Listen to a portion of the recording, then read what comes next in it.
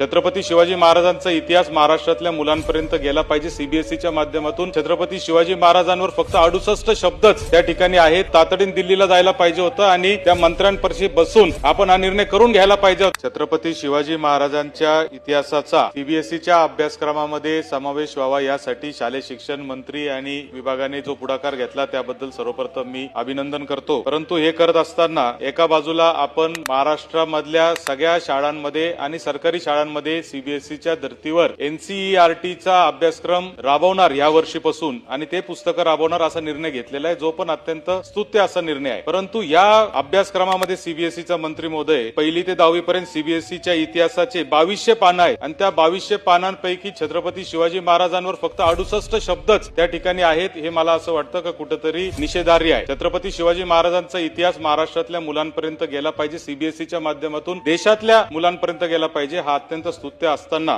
आपण जे उत्तर मला दिलेलं आहे त्या उत्तरात आपण असं लिहिलेलं आहे की त्याबाबतचा प्रस्ताव एससीईआरटीने एनसीईआरटीला पाठवला आहे। इतका जर गंभीर मुद्दा असेल मंत्री महोदय तर शासनाच्या वतीने आपण तातडीने दिल्लीला जायला पाहिजे होतं आणि त्या मंत्र्यांपाशी बसून आपण हा निर्णय करून घ्यायला पाहिजे होता। परंतु शासन याच्यामध्ये उदासीन दिसते। याबाबत आपली काय पुढची भूमिका आहे ते स्पष्ट करावं। सन्माननीय सदस्य सत्यजित तांबे यांनी उपस्थित केल्याच्या अनुषंगाने या ठिकाणी माहिती देऊ इच्छितो की केंद्रीय माध्यमिक शिक्षक मंडळ सीबीएसई बोर्डाचा अभ्यासक्रम हा राष्ट्रीय शैक्षणिक संशोधन प्रशिक्षण परिषद एनसीईआरटी दिल्ली यांच्या मार्फत तयार करण्यात येते आणि आपल्या राज्याचा अभ्यासक्रम हा एससीईआरटीच्या माध्यमातून त्या ठिकाणी तयार करण्यात येते। परंतु आपण उपस्थित केलेला मुद्दा देखील अतिशय महत्वाचा आहे। याच्याकरिता आपण सांगितल्याप्रमाणे आमचे शिक्षण मंत्री सन्मान्य भुसे साहेब स्वतः केंद्रीय शिक्षा मंत्री यांना भेटले आणि छत्रपती शिवाजी महाराजांचा इतिहास हा सीबीएसई मध्ये 7वी आणि 10वीच्या अभ्यासक्रमामध्ये घेण्याबाबत केंद्रीय मंत्र्यांनी देखील आश्वासन त्या ठिकाणी दिलं। परंतु मला असं वाटतं ही बाब आपल्या सर्वांच्या फार उशिरा लक्षात आलं। सत्यजितची